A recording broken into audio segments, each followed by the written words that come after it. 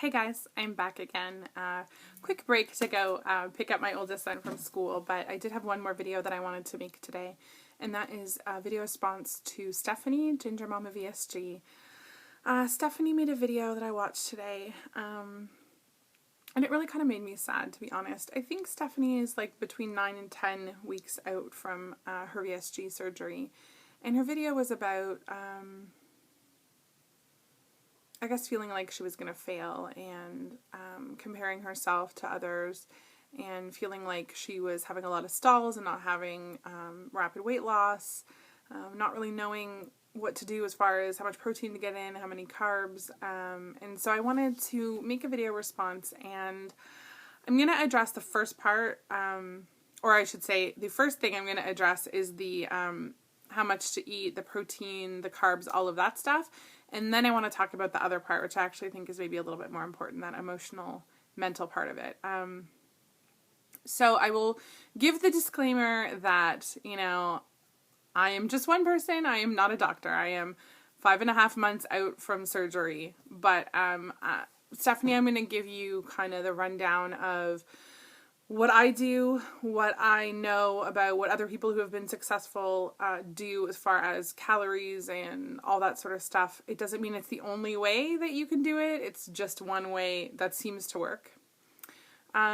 So let's talk about protein first, because we all know that's really important. I would say most people, most will say between 60 and 80 grams of protein is what you need to be getting in on a daily basis. Pretty much every program that I've heard people talk about, most surgeons will say 60 to 80 is pretty much the sweet spot of where you want to be protein-wise. If you can get more, that's great. I don't think you're really going to have too much protein, to be honest, as long as we're talking about lean, dense protein. Obviously not very calorie rich, but rich in proteins, and that's a good thing. Water is the other really important thing, and if you're not drinking enough water, and I don't think you mentioned that in your video, but if you aren't drinking enough water, you can hold on to weight. Water is really important in weight loss, and the minimum that's usually recommended is 64 ounces, but I know lots of people who have much more. I usually have 100 plus a day. Again, technically you can drink too much water, but it's kind of hard with a sleeve to drink enough water to actually disturb your body chemistry. So I would say definitely aim for, between, let's say, 64 and 96 ounces of water a day if you can. But it is extremely important to make sure that you're getting that protein and that water in to help your body shed the weight, as well as not shed muscle instead of fat and that sort of thing. When it comes to overall calories and, what the heck, I'm going to say something that might be controversial, but it's my channel, so I don't really care. You don't like it? Go to the next video. So, starvation mode. I saw a few people who commented on your video talking about starvation mode. My personal opinion is starvation mode doesn't exist. There, I said it. It doesn't exist. Starvation mode is a myth. If you Google it, don't take my word for it. Use Uncle Google, research it for yourself, and make your own decision. But the idea of starvation mode is based on a study from, I believe it was a post-Second World War study that was done on regular-sized men. Completely unrelated to the weight loss journey of mostly, I know, women who are watching my channel, who are overweight. Totally different bodies, totally different body chemistry, totally different era. You want to be in a calorie deficit. That's how you lose fat. And I know I've said this in videos before, but we're fat. We don't need to have tons of calories. Our bodies can function because they burn fat. That's kind of the whole point of weight loss. That's why you're on a seriously calorie restricted diet. That's why that kind of diet works. It works because your body needs something to burn. And when it doesn't have any more food to burn, it will burn fat. That's what you want. So if anyone is telling you that you need to up your calories, you don't. Take it from me. At the same point that you were at, I was probably at about the same number of calories. I think you said your surgeon wanted to at 500 to 600. I don't think I was even getting up to 600 at 9 or 10 weeks out, to be honest. And I lost just fine. So you don't have to up your calories. You might want to up your calories though, and that's a different thing. As I've said before, I'm a proponent of experimenting if things aren't working for you. So while I don't think it's necessary to suddenly freak out and go, oh, I need to eat more calories because I'm not losing weight. For some people, it seems that upping their calories does help them to lose weight. I don't know why. Like I said, I'm not a doctor, and even doctors will disagree. Weight loss, it seems, is somewhat of a pseudoscience, to be honest. So, hey, even if I was a doctor, I still wouldn't take my word for it. But there's nothing wrong with experimenting in upping your calories a little bit and seeing whether that makes a difference. But if you're upping your calories, you need to make sure that you're upping them with the right foods. So it doesn't mean eat whatever to up your calories by 100 calories a day or whatever.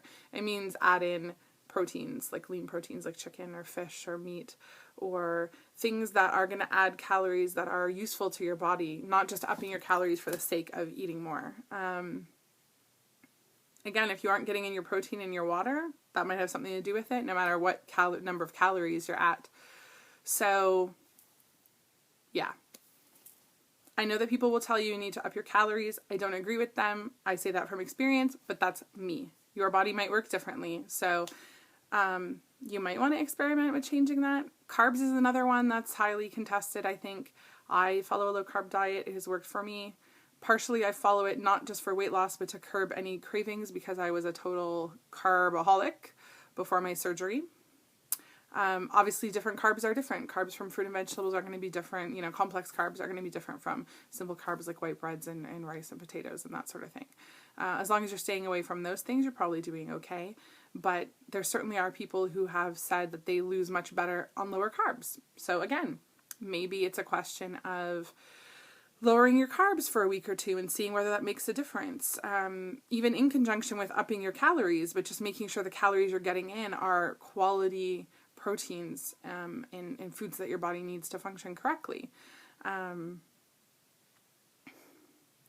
You're going to hear a million different things from a million different people about how they did their journey and what they ate and all that stuff. But the fact is, you're the one who knows best how your body works. So feel free to experiment and try different things and see whether they make a difference. All of that said, I think that you've done great so far. And I know that it's frustrating to not have big losses when other people are, but there's so many factors at work there. Are you getting enough sleep? Are you stressed out? I mean, I'm a mom too, so I know how that works. I know sleeping and lack of stress are not something that usually are part of my life. But I've made a conscious effort to try and reduce my stress as much as I can whenever I can, to get as much sleep as I can. And for me, I think that that's made a difference. And so maybe that's something that, you can work on or try to get more of and see whether that makes a difference on the scale. And I know you were talking in your last video about losing inches. The scale isn't the only number that matters. It's just part of the overall thing. And so if you're losing inches, your body is changing, whether the number on the scale is going down or not. But like I said, I think that you are doing a great job. I don't really think you have anything to be worried about. I know that you are worried, but I think, we all lose at different rates, and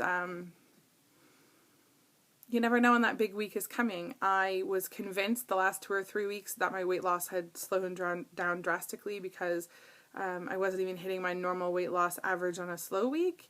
And this week, my official weigh-in is tomorrow, but I can tell you I lost much more than the previous few weeks, and I haven't changed anything.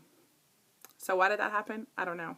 This whole thing is a mystery. Nobody really knows how it works. So the best thing that you can have is patience and commitment and perseverance, because you will get there. I promise you will get there as long as you stick to doing what you need to do. I know it's easy to fall off the wagon when you're discouraged and when you think that you're doing everything right but nothing is happening, but it will happen. It's not possible for it not to. And that, I guess, takes us into the mental part of the journey, and it's so hard. I say it all the time. It's so hard.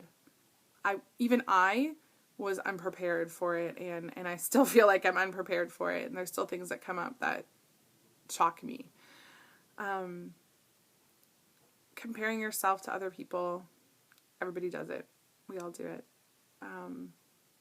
You need a good strategy for how you're going to cope with it, because it's really hard to stop doing it. But what you can control is how it makes you feel.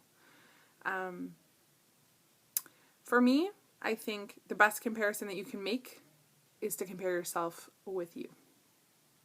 So, however much you've lost in 10 weeks, compare that to any other 10 weeks of your life, and I guarantee you're killing it compared to your weight loss over any other 10 weeks in your entire life. And that's what you need to celebrate, that you have made this change, that you are becoming healthier, that you are getting smaller, and whether that number on the scale goes down 0.5 pound or 2 pounds or 5 pounds a week, it doesn't really matter.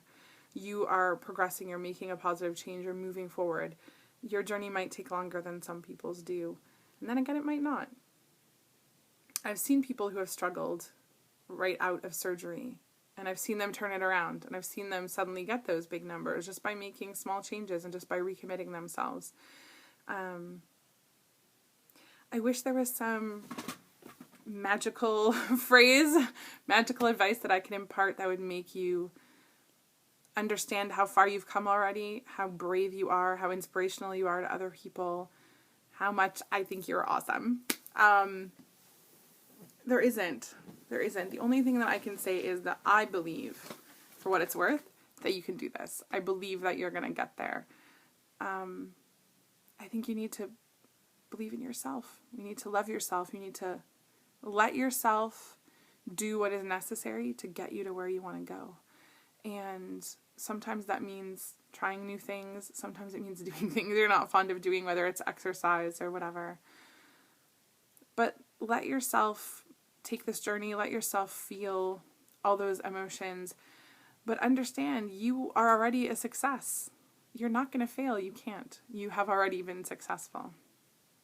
All you need to do is stick to doing what you know is important.